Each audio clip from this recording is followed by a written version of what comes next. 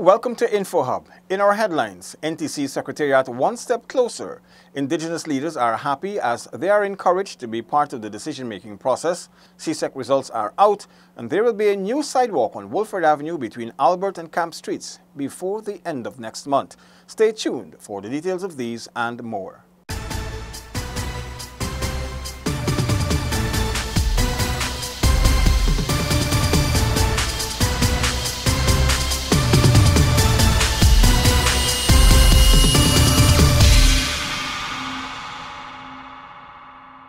Thanks for staying with us.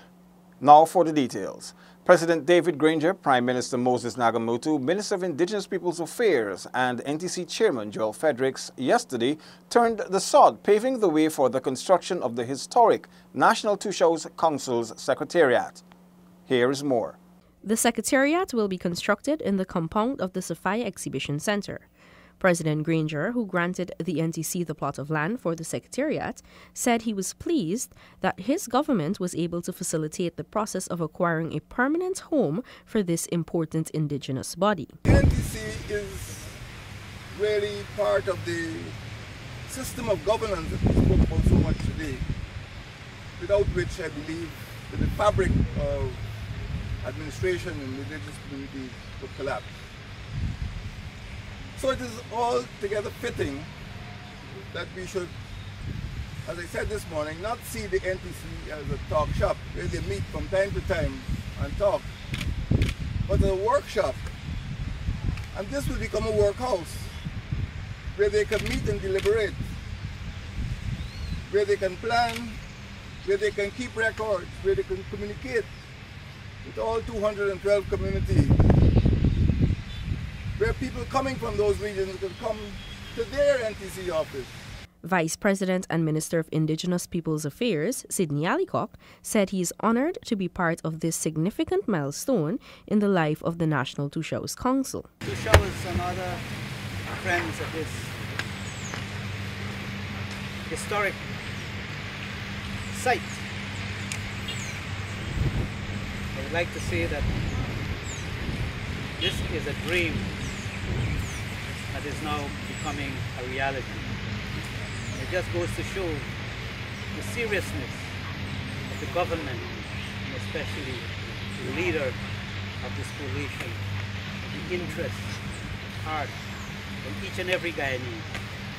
And I see this Secretariat here as being the beginning of the unification of our peoples between the coast and the hinterland. Meanwhile, outgoing NTC Chairman Joel Fredericks also noted the significance of the exercise. I am very honored and pleased, Mr. President, that you listened to our requests last year and you did act on it, your government. And the National Two Shows Council, we will work with your administration to make this NTC Secretariat a reality. The design for the Secretariat was unveiled during the August 21st opening of the NTC at the Cyril Potter College of Education, Turkine Campus, East Coast Demerara on Monday. During the 2016 National Two Show Conference, the Council had requested a plot of land from the government to construct the long-awaited Secretariat. Zanil Williams for InfoHub. Sonika Thorne tells us that Indigenous leaders are happy about the establishment of a National Two Show Council's Secretariat. The Department of Public Information spoke with leaders of various Indigenous communities, and this is what they had to say. I'm more than happy after a long fight for this. I'm more than happy to know that a land is given. Now, this is a plus for us, and I know we're going to work when our Secretariat is being built. Like we're only having a gathering when the year comes and not a representation for us. So having a secretary is what we needed so we can have a representation where we can come there with our problems, we can sit down and talk, we can have some lawyer within us that could sit down and, tell us, well, if we're going wrong, where we give you some advice and go forward like that. We really need something like that. So right now I appreciate that a lot. This is a very great move for the NTC because I served as an NTC executive some time back during my term of office. But those things were never materialized before. But now with the present government, I think this is a great step for the NTC. We definitely are in need of a secretariat. We are in need of permanent staff who could see that policies are going to continue even after the executives leave and the incoming executives are properly briefed and so on and so forth. So to me, the establishment of a secretariat should be priority one. It is only after that that we have that permanent base that we could actually start doing the real work to changing all the things that we hope to change. The land for the establishment of the Secretariat was granted by President David Granger and will be constructed in the compound of the Subfire Exhibition Center.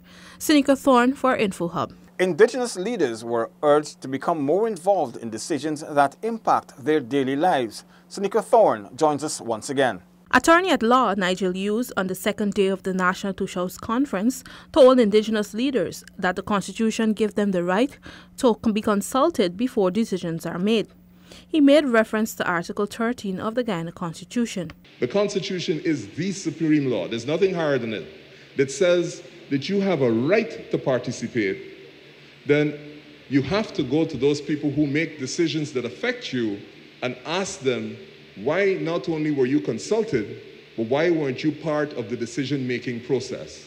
The Indigenous leaders were encouraged to engage the relevant authorities whenever decisions are being made. Anything that directly affects you, whether it's health, education, construction, road building, anything, not only must you be consulted, you have to be part of the decision-making, and it is in the Constitution.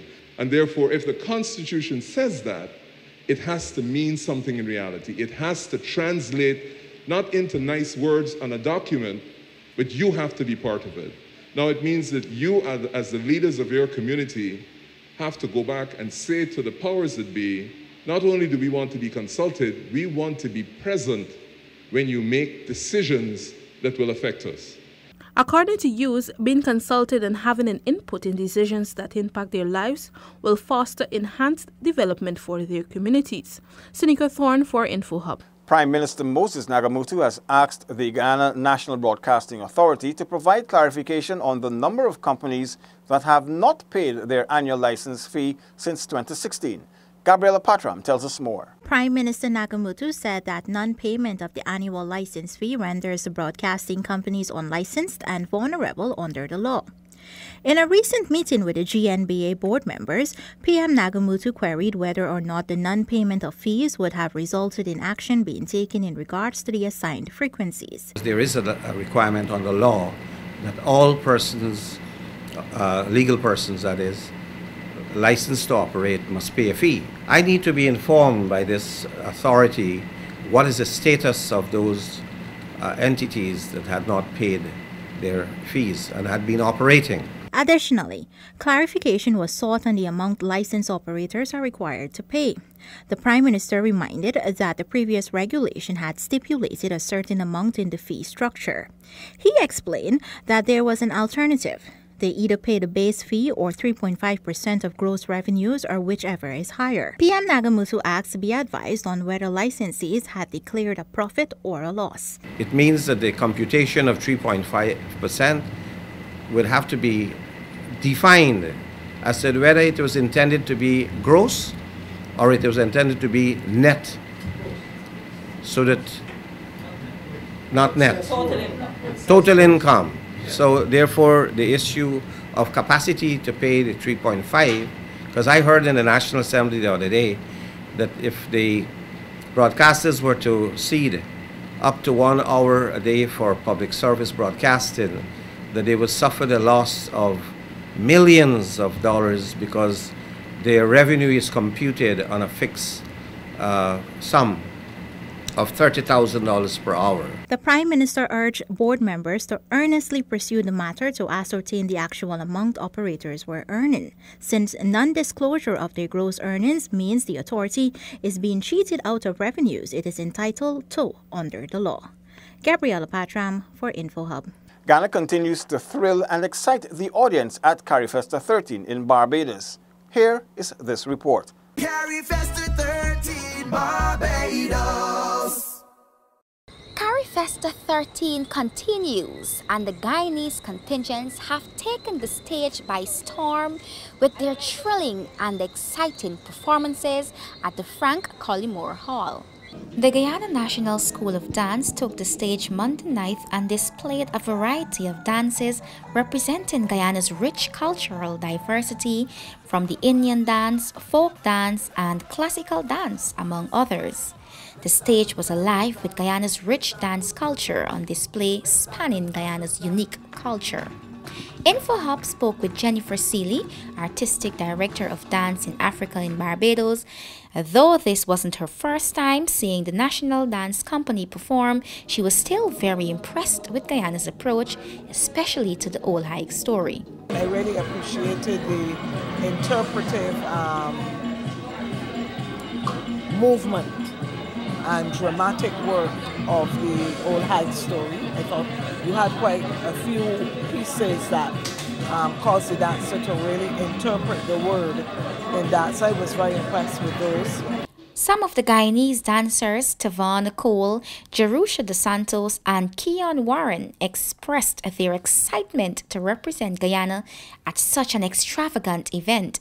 These dancers are proud Guyanese. Well, the feedback from the crowd is very good, and I can see that they love the National Dance Company, and I'm just excited. How do you feel to be Guyanese? I am proud.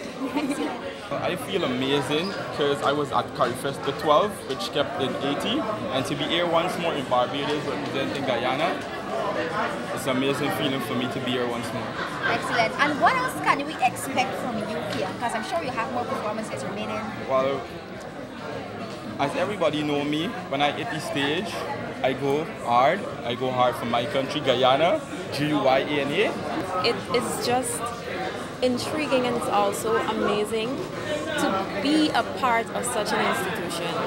Added to the fact that we would have kept the first CurryFest in Guyana, I think that as a Guyanese, I am proud to be a part of the contingent and also to be at CurryFest 13. Guyana is set for a fashion display and steel pan drumming this evening at Combermere and Christchurch Foundation School, respectively. The contingents will continue to thrill audiences while promoting and showcasing our rich Guyanese culture. CurryFest 13 Barbados. Guyana achieved a 63.68% pass rate with grades 1 to 3 as CSEC results were announced today at NSERT. Crystal Stoll has the details. Minister of Education Nicholas Henry explained that there was an increase of 0.46% as compared to last year. 35 subjects were written overall, with 12,684 candidates who registered for 2017 CSEC. Guyana improved in 14 subject areas, which were: there are 2 subject areas in which we were able to get 100% pass rates, and these 2 subject areas are music and theater arts. We recorded outstanding performance in 10 subject areas, and I speak to grades 1 to 3, and that's where we scored over 90% of our students would have gotten grades 1 to 3, and those subject areas are music, 100%, theater arts, physical education and sports, agriculture science, electronic documentation, preparation and management, religious education, food, nutrition and health, industrial technology building, information technology, agriculture science, food, nutrition and health. The 11 subject areas where Guyana's performance did not measure up to last year's are: biology, English A, English B, geography, integrated science, physics, social studies, Spanish, visual arts, human and social biology, and additional mathematics. You would therefore recognize that these performances indicate that appropriate measures will have to be taken to ensure overall improvement in the performance in all subject areas. Portuguese, which was offered for the first time this year, gained an 83.04% of the entries achieving acceptable grades. The Minister of Education said, I don't think that you could be jumping and celebrating in the fix this. That would be a little odd behavior. We have to ensure that we, employ appropriate interventions to get better results. Crystal Stahl for InfoHub. Remember, the Kitty Roundabout will be closed from tomorrow, so please use alternative routes. Thanks for watching. Connect with us 24/7 on our website and social media. Goodbye now.